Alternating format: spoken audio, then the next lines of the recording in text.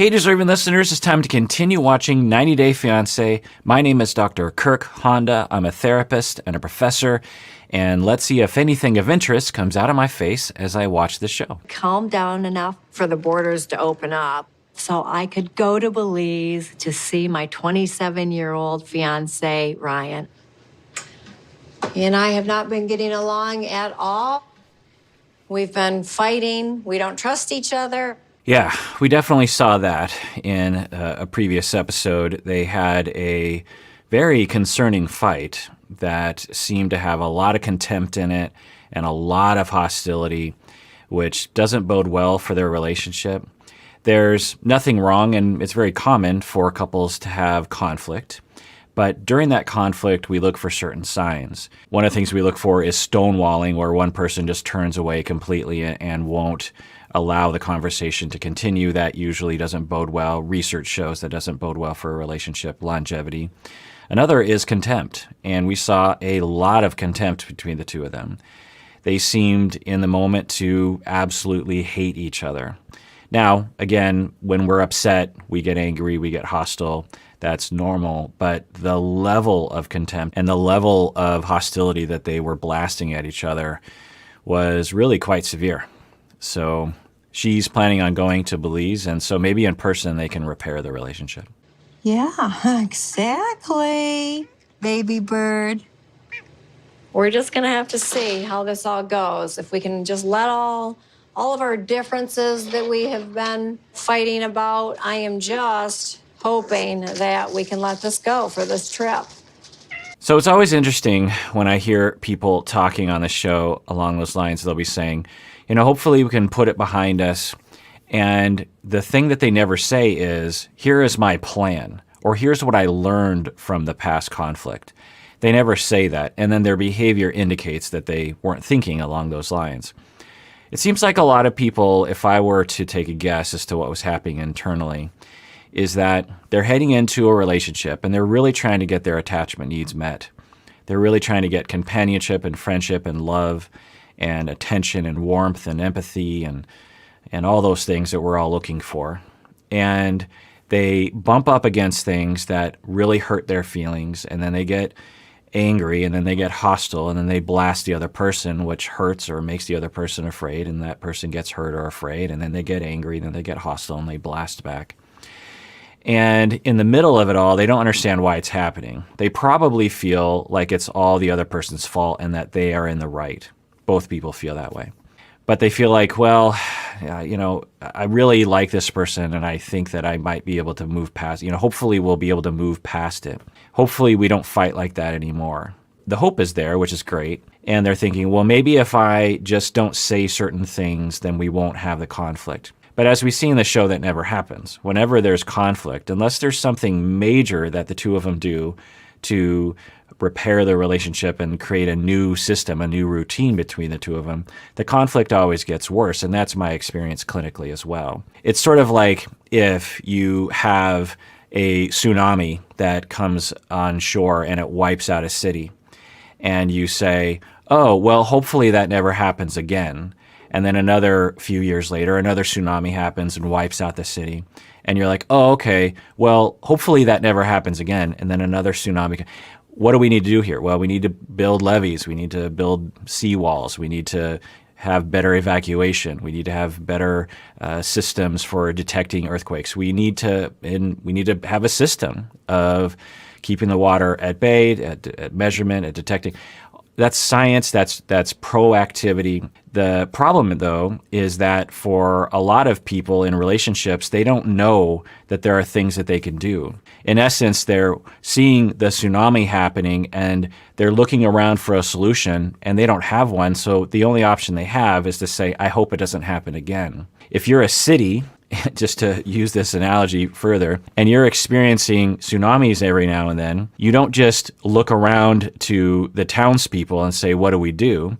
You actually hire engineers and scientists. Well, if you are in a relationship and you're suffering from this chronic conflict and you don't know what to do, which is normal considering you're not an expert on conflict and relationships, what do? Well, you hire a professional who is an expert in that, i.e. a couple and family therapist, someone who actually specializes in that and does that for a living all day long. For the past 25 years in my professional life, that's all I've been doing, is either working on conflict and other things along those lines, or I have been teaching people on how to help people with conflict. That's kind of a simplification. Of course, I'm teaching other things and treating other, but I would say a good half to 75% of my practice has been on that. Anyway, so I don't think they're going to find a therapist, and I'm just going to guess that it's going to get worse between them. But, who knows? Maybe when they are in the same country, the two of them in the same town, maybe they can actually have the intimacy and repair the relationship. Let's continue watching. So, got some new bathing suits for him. And this is for Ryan. He loves skulls. Ryan and I have not seen each other for 10 months, so I'm extremely excited to see him. The fight Ryan and I had the other day is very typical just because of the stress the long distance is causing. Okay, so we just learned that they haven't seen each other in 10 months and that they've been fighting a lot that whole time, and that past relationship or that past conflict we saw was typical, which is really concerning to hear. As I was saying, the level of conflict was very high. The level of contempt was very high. And if this is typical, which would make sense given how much contempt they had in that conversation over video conference call, they had a lot of contempt, which probably means that over the past 10 months, their contempt and their conflict has gotten worse and worse and worse. To the point in the phone call, it seemed like they were both breaking up with each other. So I'm a little confused as to why she's even going, frankly. But, we're not there for all the conversations, so maybe they've made up. It to be with the ring that my father gave my mother when they were married. Even though Ryan is my fiancé, he's never officially proposed yet. So the ideal thing for me is for him to propose with my mother's ring. I just have this feeling that this might be the time he proposes on this trip. So not only does she have optimism about the two of them making up, but she has optimism about getting engaged, which I find is true a lot of the couples on this show that I wonder about. Now, maybe they've made up. Maybe there's tons of security and, tons of goodwill between the two of them that we just haven't seen.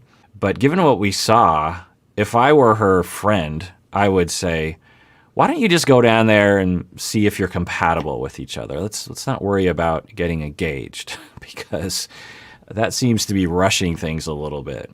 But I don't know. I mean, maybe for her, again, as I always say, and the research shows this, that if you just watch a couple and you see big conflict, that isn't necessarily an indication that the relationship won't last and that it won't be satisfactory for the two of them.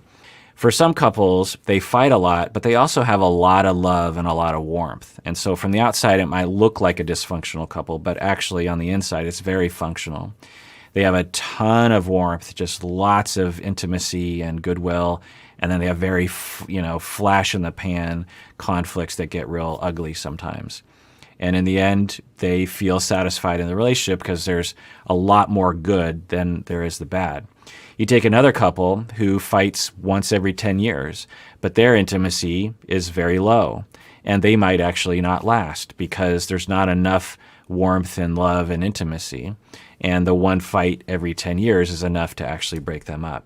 So it's a matter of ratio between good and bad, usually. It's not always the case. And so maybe for Stephanie and Ryan, they have a lot of intimacy and warmth and empathy between the two of them to offset the difficulty. Who knows? We'll find out. I brought you a lot of these, because I love those. How when I first met you, remember, this is how you kind of would wear your hair? Yes. So do you think you're set on shorts? More than set. You're set on shorts, Yeah. You're set on shirts, you're set on shades. sunglasses, you're set on... Okay, I know that this is the common narrative, I'm guessing, of these two, which is that she is a mother and he is the son. And the way she's talking is at least reminiscent of the way a mother talks to their children, which is, okay, you've got your school supplies, you've got all the shoes you need, you have your shorts, you're set on this sort of thing. Because that's usually not the way that spouses will talk to each other when they're giving each other gifts. When I give my wife, I don't know, a shirt or something, I don't go into her closet and say, okay, are you set for shirts? Because I know that she knows how to do that on her own. Plus, why do I want to add that to my life of responsibilities, monitoring my wife's clothing quotas, if you will? But it's not inherently problematic. It's just a style. We don't have a lot of data on this relationship. I've provided my speculations about this, but we just haven't seen much, so let's continue watching. Oh, for the watch party. There, yours. That's a $3,000 watch. Do not, please, I know you lose a lot of things. Please, I don't want you to lose that one. This? If I lose... Yikes. So, again, imagine me giving my wife a watch. I actually got her a swatch for Christmas.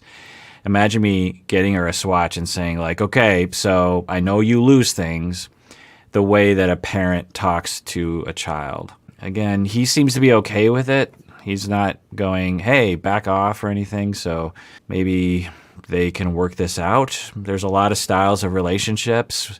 I'll probably go hide in a hole from you. Right, okay, there, we have a deal. All right. Over the past few years, I've spent thousands on his gifts. But I love buying Ryan gifts because, he's never had much of anything. And he's very appreciative of everything that I buy him. And it just sets up this dynamic, right, where he might feel like he has to be nice to her because he wants things and he wants to have a job. He doesn't even know that she's paying for his job.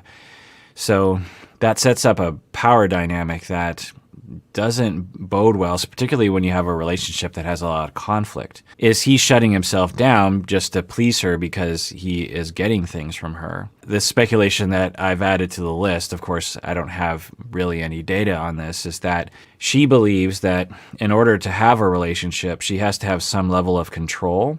And one of the ways that people will exert control over others is through money and monetary security. And she might believe that in order to retain a relationship, in order to get what she wants out of a relationship, she has to have some level of control over that person. And so that's her way of doing it. Not only money-wise, but also perhaps she thinks a green card is also something she can hang over him. They sort of had that conflict. She sort of indicated that in their conflict earlier. And age. She might feel like it's easier for her to control someone that's younger, someone that doesn't have a lot of power. Now, that's a lot of accusations. There's really no way of knowing, but it is a speculation. And the thing to target there, if that were the case, is what about her relational traumas are making her so distrustful of relationships that have equal power? Maybe there's been a lot of things that have happened to her that make her believe that equal power relationships are inherently scary to her, maybe even overpowering to her. And so this is her way of compensating. I don't know. All right, well, that does it for that episode of Psychology in Seattle. Everyone out there, please take care of yourself because you deserve it. You really, really do.